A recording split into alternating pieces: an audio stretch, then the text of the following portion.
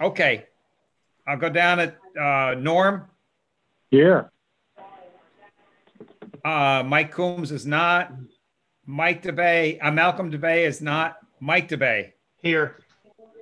Me, here. Scotty. Here. Annie. Here. Yeah. Deb. Here. Eric. Here. Paul. I'm here.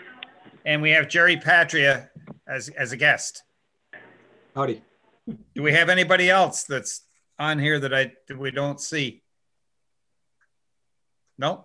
Okay. Annie, if you can read the message. Yep, I'm having trouble getting it up on my screen right now, so I'm going to have to read from my phone and then work on getting it up on the screen. I had it all ready to go, and now it's... Anyways, so today is Thursday, March 11th, 2021. Time is 7 p.m. This is the Lake Management Committee meeting.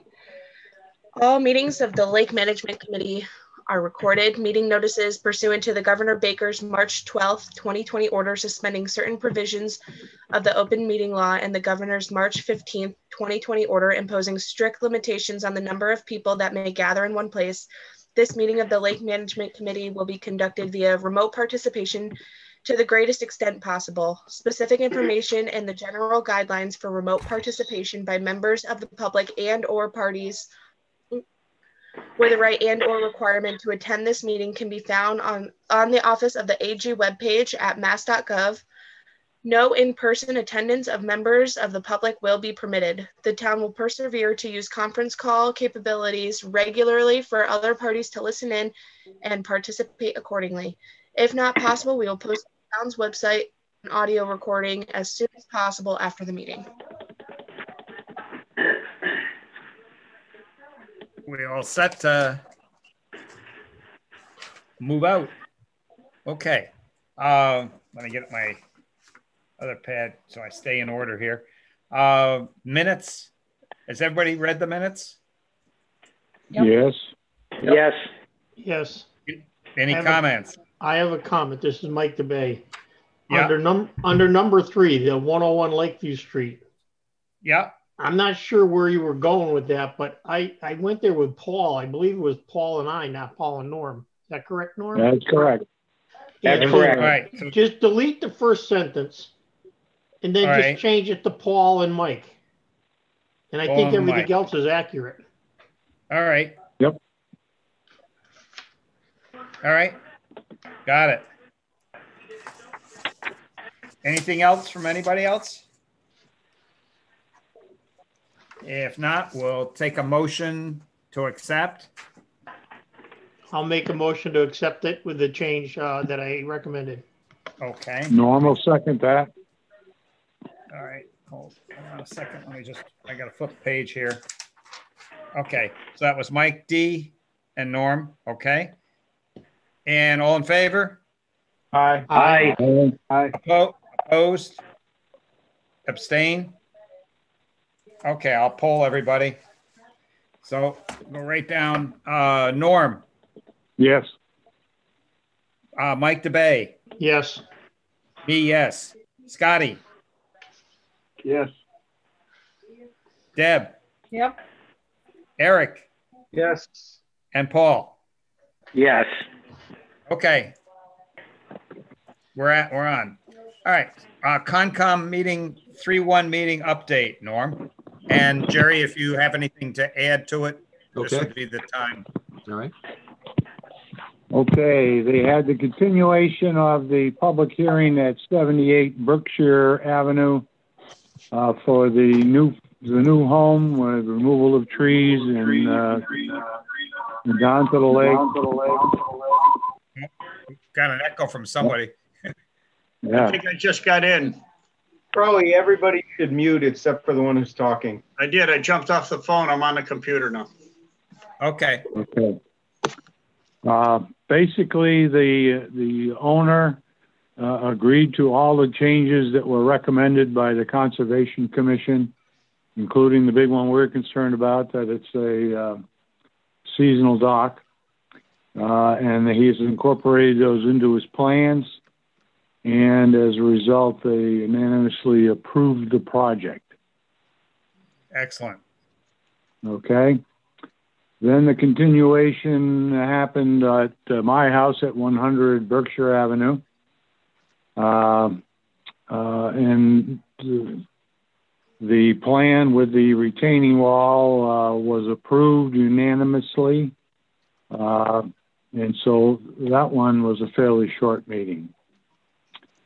Yep. Then there was another public hearing at 56 and 56A Berkshire Avenue, 56 and 56A.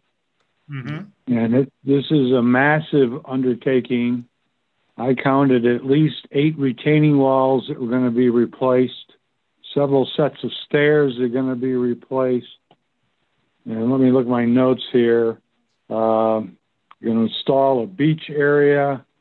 They're going to have permeable pavers. They're going to have a vinyl wall down at the lake. One of the foundation walls is going to be replaced. The deck's going to be replaced. And that particular one was continued. It's also, there was also a meeting that the Zoning Board of Appeals had, but I did not attend that one. Plus, there was 2 large maple trees they wanted to cut down on 56, That's correct. 56 and 56A. Yeah. Yeah, that's pretty much it. Did you have the one about 101 Lakeview Street?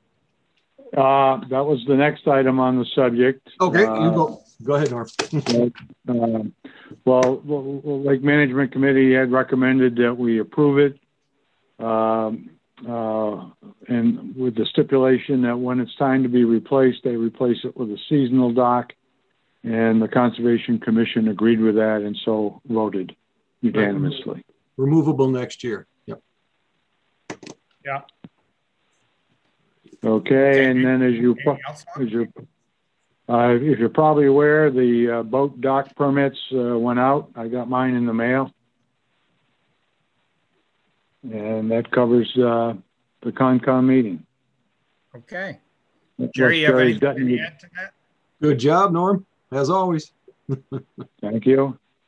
Okay. Dick, this is Mike DeBay. I got a question. Norm, good job and an update. Since he gave us those updates, it sounds to me like we should be taking 78. What was the one at your house? 100 and 101 off the list of things we're tracking. Yeah. Yeah. I agree. Yeah, and 101. Yep. Okay, that's good because we've closed those out. That's excellent. Good idea. Okay. And the next one is pages 4 and 5. The LPP renewal question. There was a gentleman who questioned about the lifts. What happened, unfortunately, was the piece of paper that got mailed out was not the one that we had all reviewed. It was minus the lift question. Well, what wasn't only minus the lift question, it was like the sheet from 3 years ago. Because oh my God. Not only was it minus the lift question, it took out who the owner of each boat was. Because remember, we added a thing where you had the registration and the owner of the boat, so that we could make sure that people weren't operating a little marina. And this version is from 3 years ago. Not only does it not have the lifts, it doesn't have anything about who owns the boat. Well, that's an old one. Is it enough of a problem that we have them remail them? I think, how are you going to do that? People have already sent their checks in. I did, for example. Well, they haven't gotten too many, and maybe they can put a note if you didn't. I mean, we explicitly, God, we worked so hard on that. Yeah, my feeling is it's too late. We just have to make sure that next year it doesn't happen again. I was shocked. I opened it, I looked at it, I went, okay, this was the sheet from 3 years ago. We did multiple updates to this. We did. Norm, was yours up to date, Norm, or was yours the same way? Mine was the same way, and I sent my check in already too.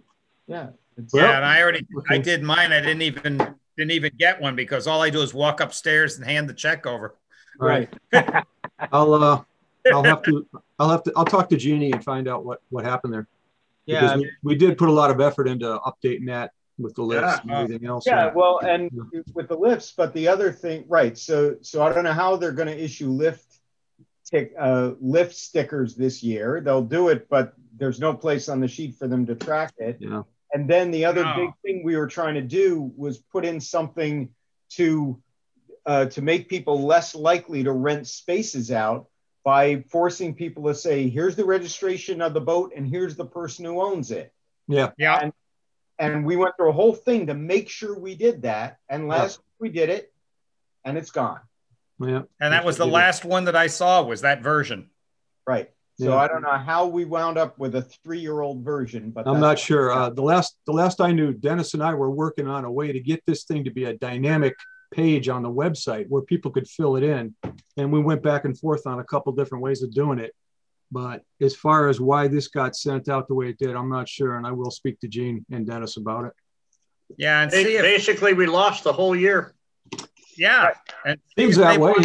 Yeah. If they want to remail, you know, with an oops letter. Yeah. Okay. Those of you who have not sent in already. Right, but right. So you could remail and then say, if you haven't already sent yours in, please do this one instead. Yeah. Right. But then you're gonna, you can do it. It's just you're then gonna have mixed documentation at the town. Some will be, the version we want. Some will be the wrong version. I think if they do it now, you know, like mail them tomorrow, I think that's the urgency because if it goes too long, I agree. Then we're going to probably have more of the ones that aren't correct. Yeah. That are 3 years old. I'll follow what you guys want to do. My feeling is it's probably just too late. It's like, when you're going to send a massive mailing out, you actually have to make sure it's correct. Yeah. Yeah. Because it's not easy to unring a bell like that. If you're sending something to 3 people, you can call them up and go, hey, I screwed up. I'm sorry. Here's 3 new letters. But when you're mailing it to a few hundred people, you can't really do that. I agree with Eric. I think it's water over the dam at this point. Yeah. Dick, how many have we gotten in? You have any idea? I don't know. Jerry, maybe you can find out from Gene. I will. If it's a small amount, let's redo it. I'm going to form an email tonight and I'll copy you on it, Dick. Okay, thank you. Sure. All right. We won't do anything on 78, which was, I included some stuff in here on it. The next one would be the SPD Boathouse. And that's pages 9 through 15. Now, what this is all about is that for those who may have missed it at an earlier meeting, police. Thank you. The police would like very much to have a boat on the water all the time. They can't do that. They do store the pontoon, which is the one that was donated by Westfield. They store that at our house on our dock.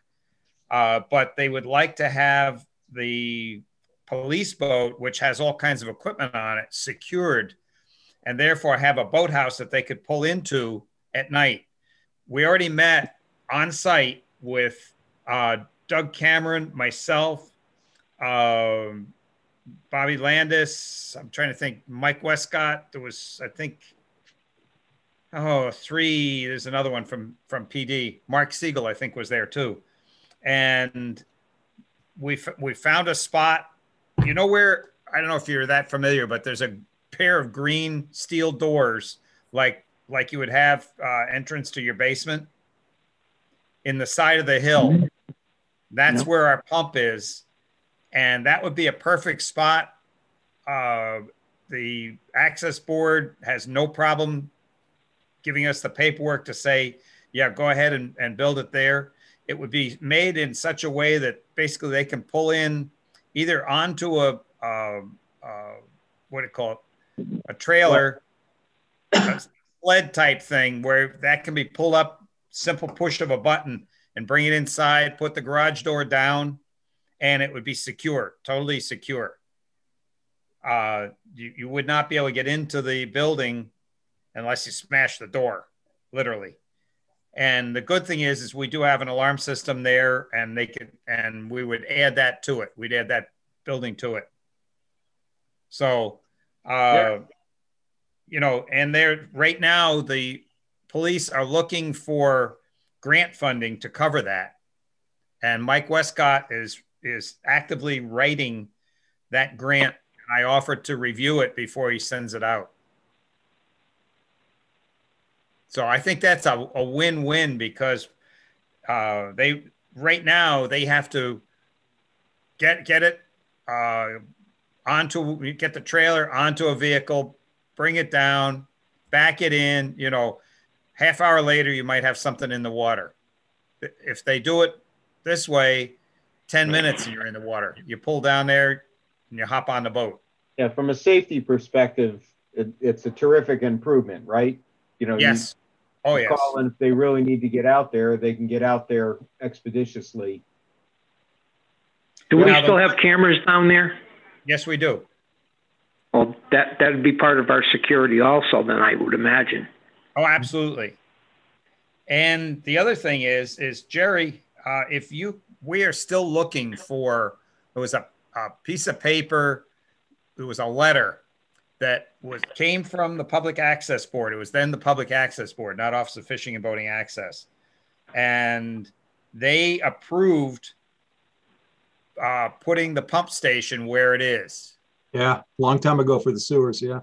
Yeah, and so I'm hoping somebody, maybe on excuse me, on your committee, the ones that were there before, right?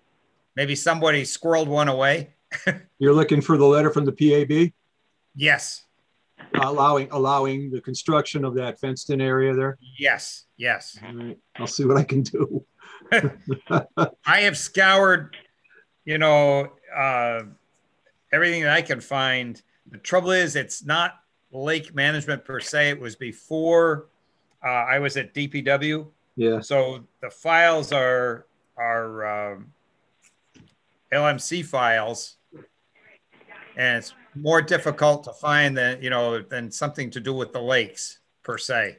Are we talking probably 1999, 1998? I was going to say early 2000s, but no, it predates the letter that you have a copy of there, which is I think May or something like that, 1999.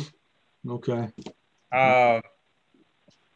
Whatever that letter is, whatever the date, it predates that letter. Oh, it was 9/5/99 was the letter to Earl Murphy. Okay. So sometime prior to that, probably not too much before that. I would say maybe August.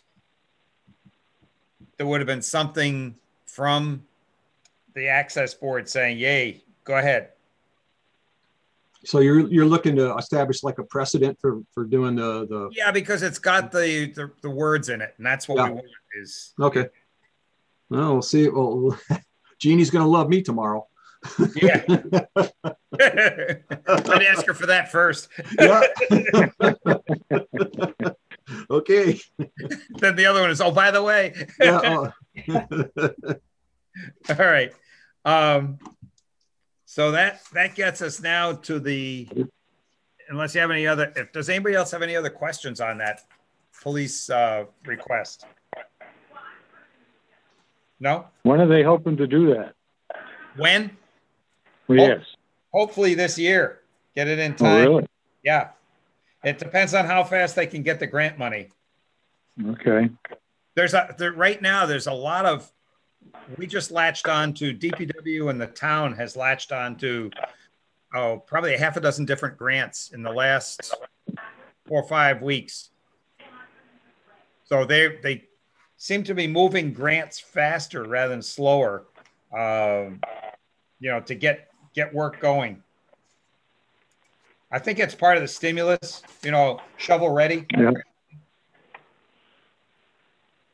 So this would be a that's a real win-win for safety on the lakes and for emergencies. If you got an emergency you don't want to be spending a half an hour getting a boat in the water. Right. What's next? Okay. Next is our budget. You've got sheet 16, which was what Eric and I attended by Zoom. We were on at 9:30. And so if we go to sheet 17, which Annie's got on there, you can read sideways, but we had a couple things. Increase the number of hours for Annie for support, because I've been moving some of the things that I did all the time, and she's been really good picking that up. So we got to give her the time to do that. Pay all the paperwork that goes with this. Another one that we did is we were able to convince them to keep the $2,000 in for the buoys, as opposed to what they did last year because of COVID. They pulled it out the last minute. But that said, Chief Bishop and Carl worked and found us about $5,000. And so those are all ordered. Everything that we needed is ordered. This sheet that we're looking at right now is for fiscal 22. So starting July 1st. Okay. So we will have our complement of buoys to replace all the ones that got destroyed by people who don't know what a buoy is. Are replacing those with the same deck, same type? Yes. Okay. And so that takes care of that. The next one is lake restoration. And for lake restoration, there's a couple things there. The $5,000 for Canal Brook Beaver Dam on log removal.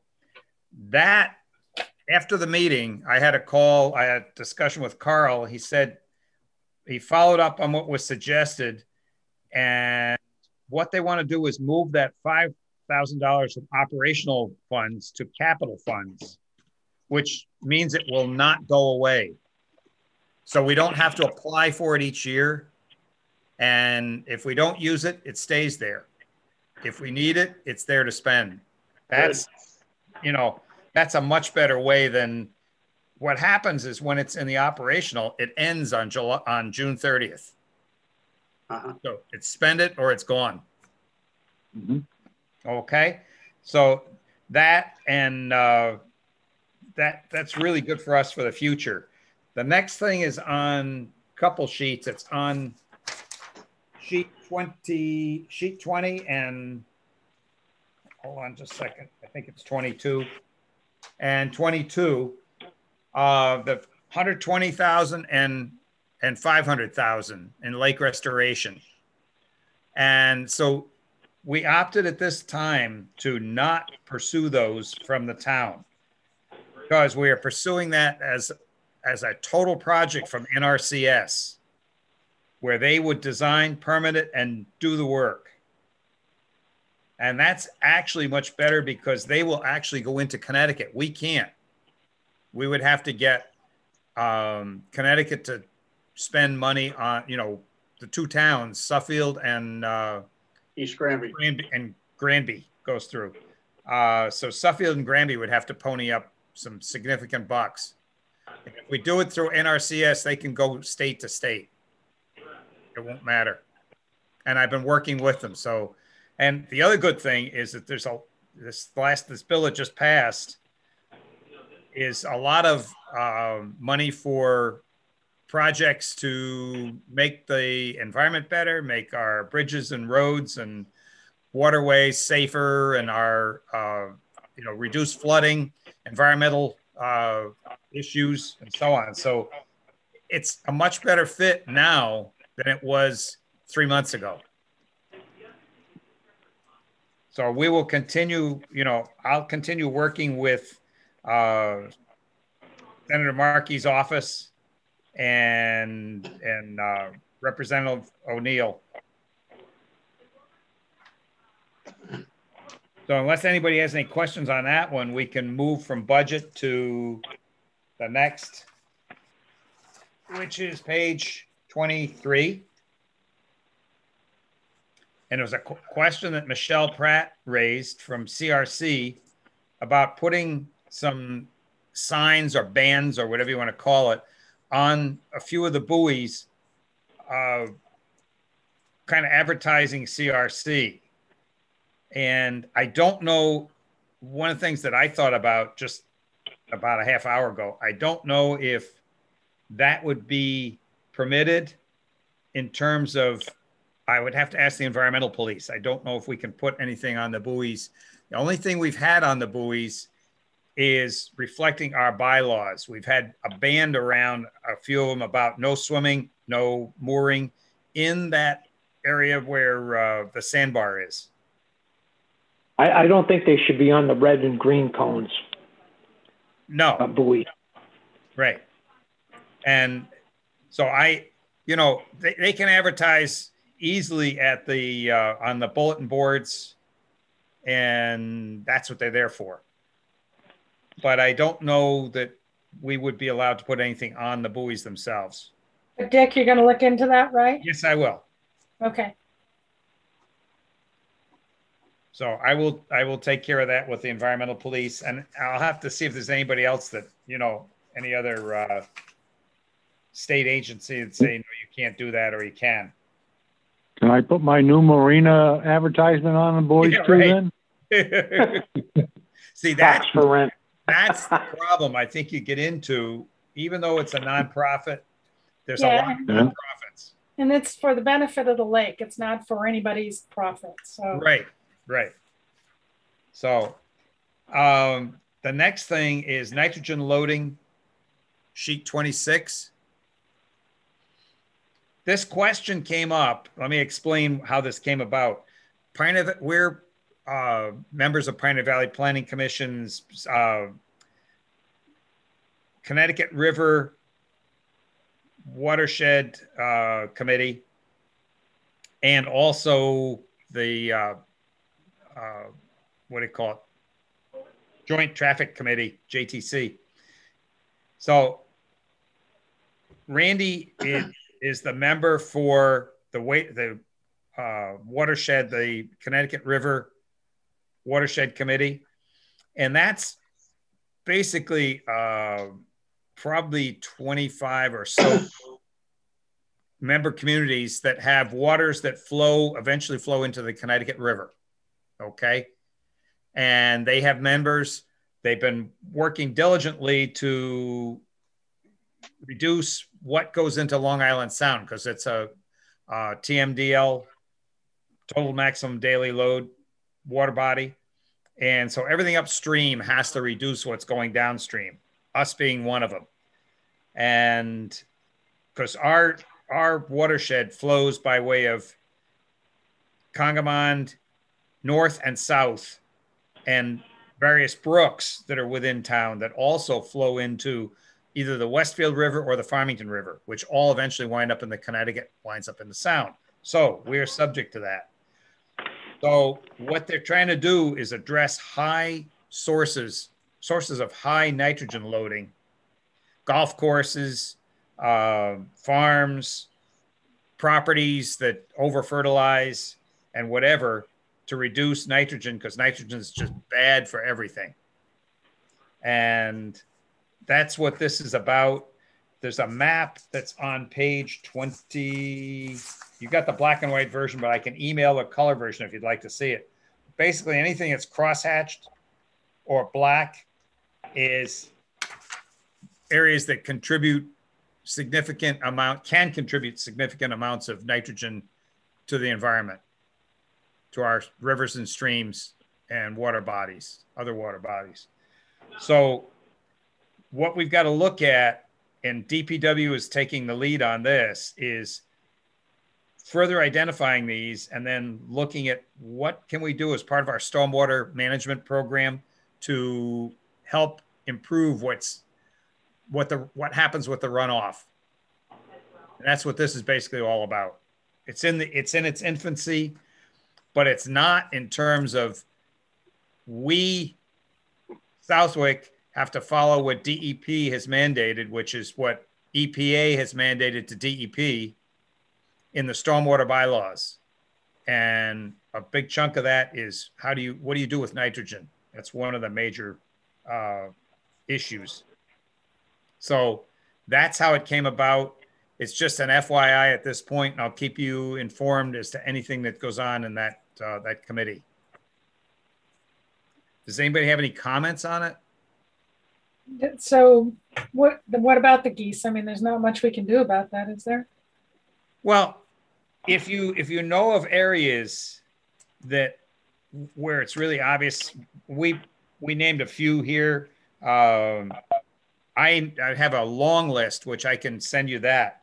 And it includes even Wally Park and that came up. Obviously the golf courses are high users of fertilizers and whatnot. So it's, what do you do with that runoff? Where does it go? And that's part of it. So if you know, part of the problem, Dick, as you know, is the open water from the bubbler scenarios in the wintertime. So that part of the lake doesn't freeze up and then the geese don't leave. Yeah, and they leave their deposits all winter long. Yeah. That's why bubblers are the only bubblers that should be there are the ones that are at Saunders, because they were grandfathered. But there should not. If anybody knows of another bubbler, please let me know. I know of no other place where anybody's trying to keep the ice away.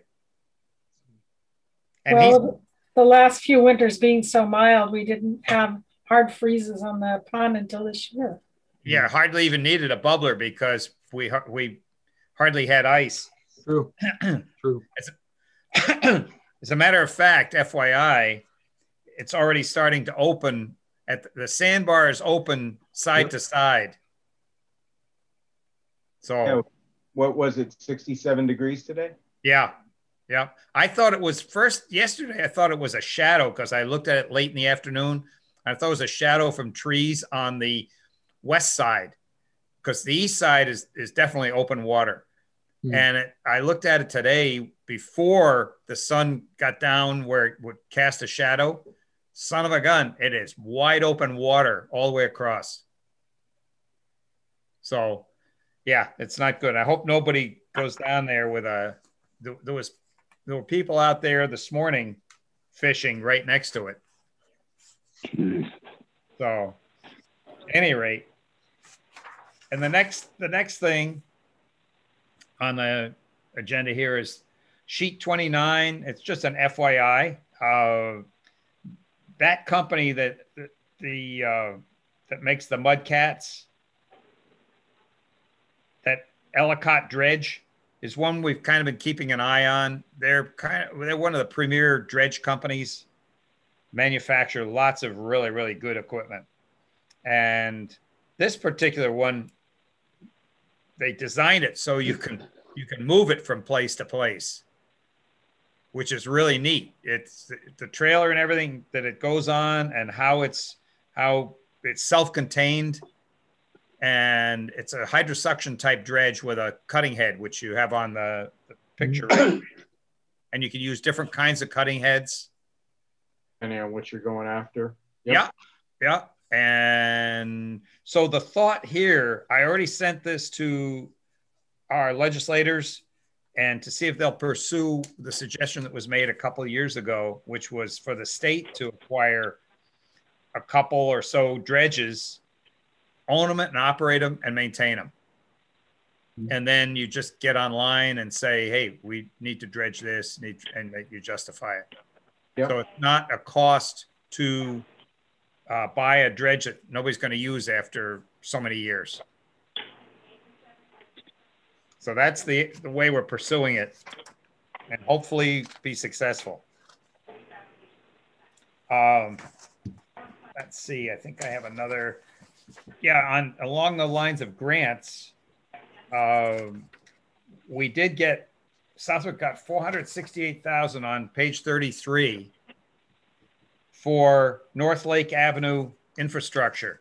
Now, if you are or are not aware, we already got the money to do Bungalow Street, and that design's just about complete, just about ready to go out for bid as soon as we get the money for construction. And that would be grant money also.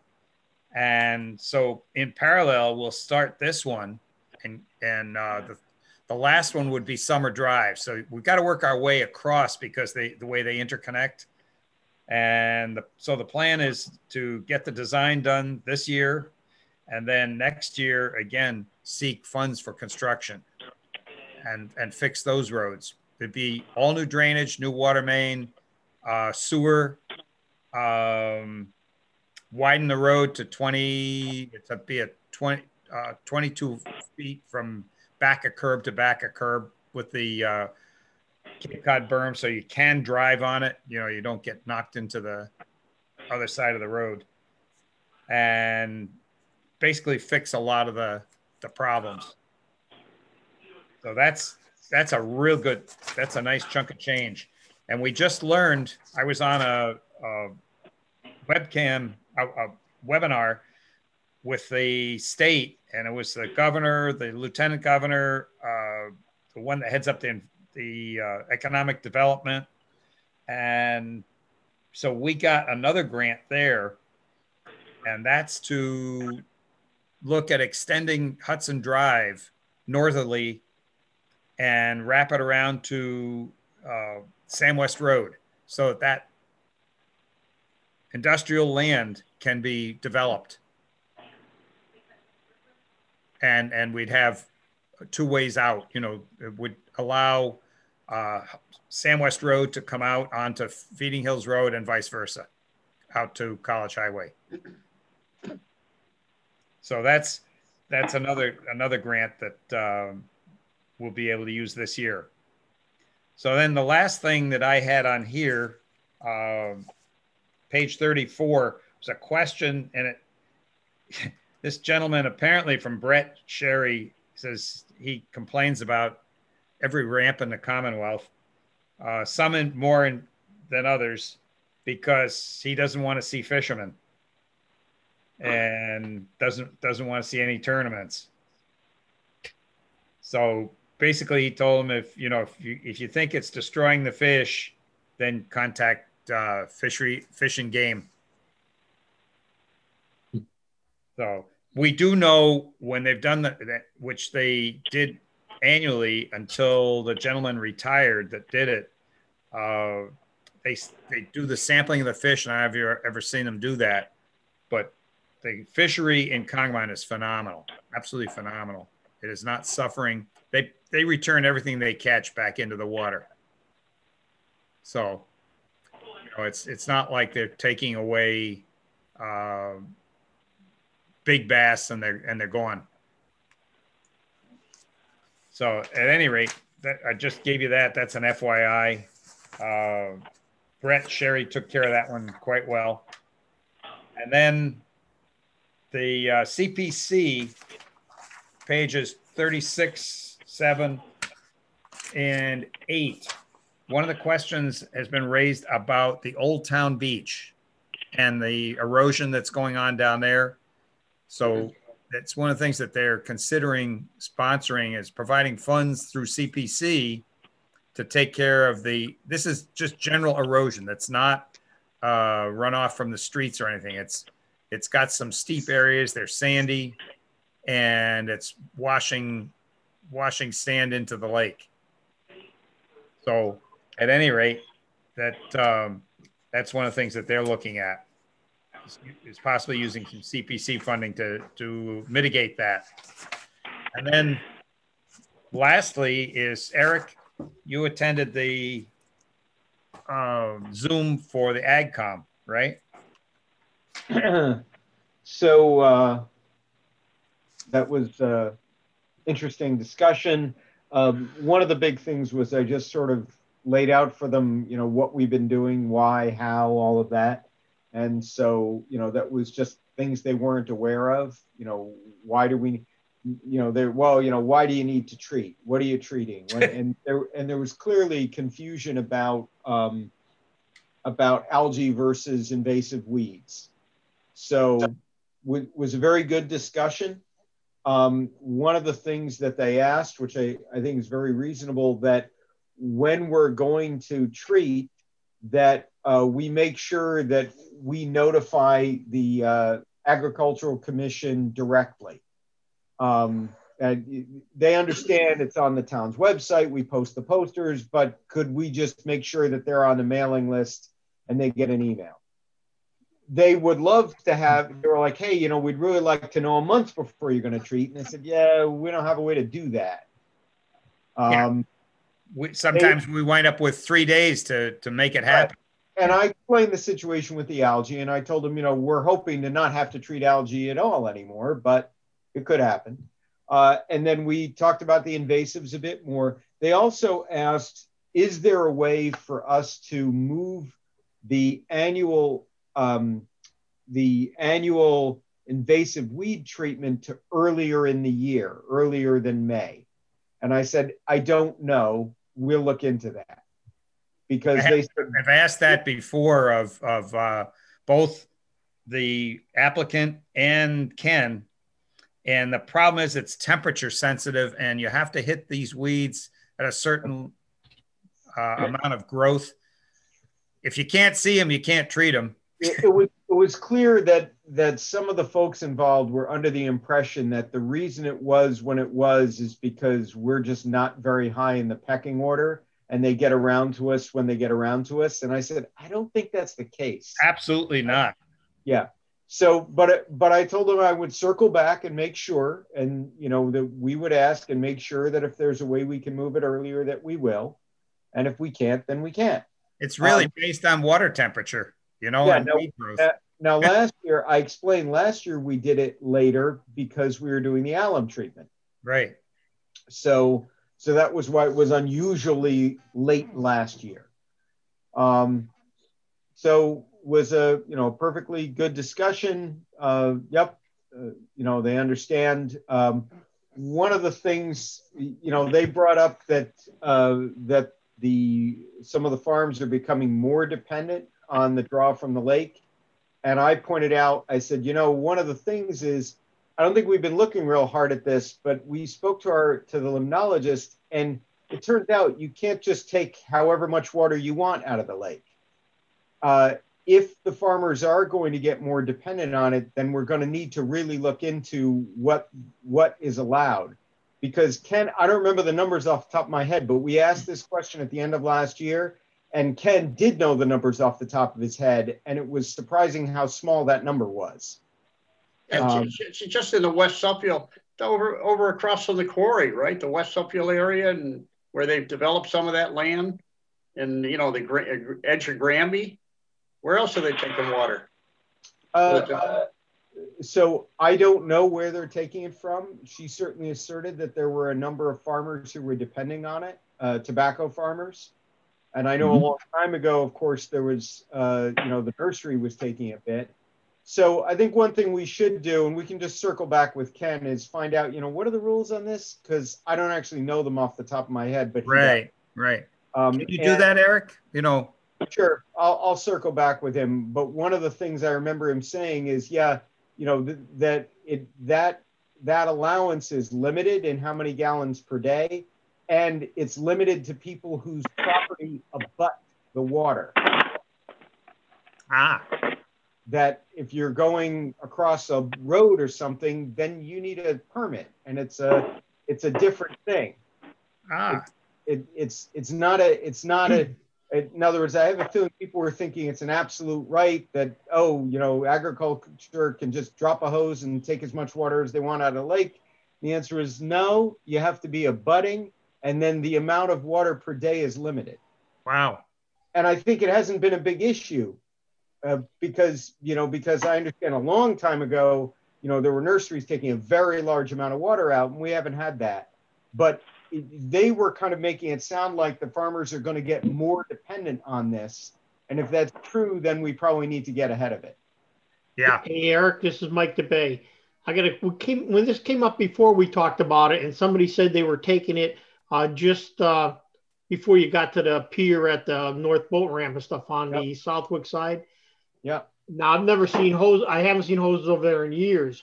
But all the pumps that used to pump out of the lake directly are long gone. There's nobody pumping out of the lake like that. Yeah, the only one is taking the water off of something else that's really drawn it underground to their source. Because even the one Scotty just talked about, that's coming off the canal down in Connecticut because they have a weir guy cut into their property and dug a big pit. Right. That doesn't affect the lake at all. No, but it would be. Now wait a minute. Don't get me wrong. If you remember years ago, persons unknown cut the weir gates, the wooden weir gates, to increase the flow going down towards the Granby area. Yes. And I know that both Clark built a new retention pond behind the tobacco fields, the tobacco barns down there. Yep. Across from Ayott's property, in that area. And then there's another retention pond further down coming off of the canal. So they do rely on that water, runoff water from the Weirgate area. But the only one that I know that's drawing directly from the lake is right opposite the end of the fishing pier. And it's the draw point is off of Berkshire. It'd probably be about number 1080, something like that, plus or minus. I'm not gonna write that number down. So my impression is we don't have a big problem at the moment. No, I think a couple of things. One, it needs to be clear. Nobody has the authority to change those Weirgate levels. In other words, that's managed by LMC, that's managed by the town. No, you're not allowed to just go over there and put a wrench on it and change the Weirgate levels so you can have more water down the canal. You're not allowed to do that. Right. That categorically, you're not allowed to do that, okay? With regard to dropping a hose in and taking water out on a large scale, at the moment, it doesn't seem like we have a big problem. But if what they indicated is really true and farmers are thinking they're going to get more dependent on this, we should probably at least find out what the rules are so that we can communicate them. Right. That's 100% agreement. Yeah. I think that's the important thing is we need to know from Ken what the rules are. Yep. Well, we also need to know our town rules too, because we are a farming community. Right, but our town rules are not allowed to give more water than the state rules permit. Right. You can always be tighter. You can't be looser. Right. I do remember years ago when it was discussed at the time anyways, it made it sound like the farmers have a lot of power and we can't shut them off for water.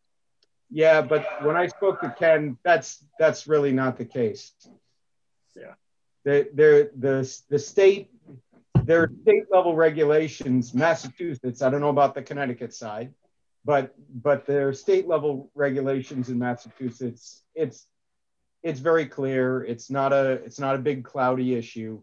Don't get me wrong, Markowski, before Markowski, when it was Hathaway Steen, we all know, certainly Norman remembers how they draw the level of the lake down almost a foot when I was a kid. Yeah, absolutely. So that doesn't happen anymore because they put their own wells in. They put their own wells in, they put their own ponds in, and they're not taking any water from the lake per se, although sometimes they still draw from some of those smaller ponds off of the South Pond area. Right, but you mean the smaller ponds that come off, that aren't really drawing the lake off level. Of Canal Brook. Right. But even the smaller ponds that are off to the side, they still suck lake level down by sucking it through the soil. That's all. Yeah, I believe right, that. But it's nowhere near when they were direct draw. They had 10, 12 pumps direct draw out of the lake. Anyway, like I said, it doesn't look to me like we've got a big problem now. We should just know what the rules are so that we don't let it become a problem. Right. I think we all agree on that. It'll become an issue if somebody thinks they can depend on it and then they find out they can't. Right. If some farmers got a whole plan that's dependent on being able, to take a certain number of gallons of water out of the lake every day, And then in the middle of their plan, they get told, oh, you can't do that. You know, that could be very damaging to them. Yeah. So we need to make sure we know the answers ahead of time. And if we see somebody dropping a big hose in, then we can go, incidentally, this is the limit on how many gallons you can take in a day. Yeah, and let's make sure we include the Agricultural Commission so they know what's going on. Sure. Yeah. Well, I kind of highlighted that to them. When they indicated they thought that farmers were going to become more dependent on that, I indicated, okay, incidentally. So yeah, you're absolutely right. Okay. And again, we don't have a problem right now. No, but we certainly want to know what the position is. Right. Yep. Anything else, anybody? No? Entertain a motion to adjourn? Oh, wait a minute. I do have one thing. I didn't know you were right at the end of the meeting. Is there somebody in the town, whether we could get the town or whether you get a volunteer to do it or we pay to have somebody do it? The visitor building definitely needs a pressure wash. We were headed towards that, and then we got the water ban, and we could not use any water for that. Sure. It just looks terrible. I know it does. We were all set to pressure wash it, but we had a water ban, and then we had ice, and you don't want to pressure wash it now, or it'll look like an ice castle. Just on Tuesday, I spoke with one of the ramp attendants, and they will be doing that before it opens. Yeah. This year. Okay. Great. Thank you, Annie. You're welcome. Doug joined us. Oh, he's been there for a while. He's just quiet tonight. He's just quiet. He's muted. So anyway, do we have anything else? Nope. Okay, I'll entertain a motion to adjourn. I make a motion to adjourn. Deb seconds. Scotty. Okay, second is Deb. all in favor? Second that. Aye. Aye. Aye. Aye. Opposed? Abstain?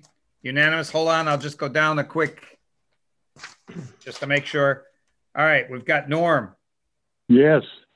Mike DeBay. Yes. Me, yes. Scotty. Yes. Deb. Yes. Eric. Please. Paul Murphy. Yes. Okay, we are unanimous.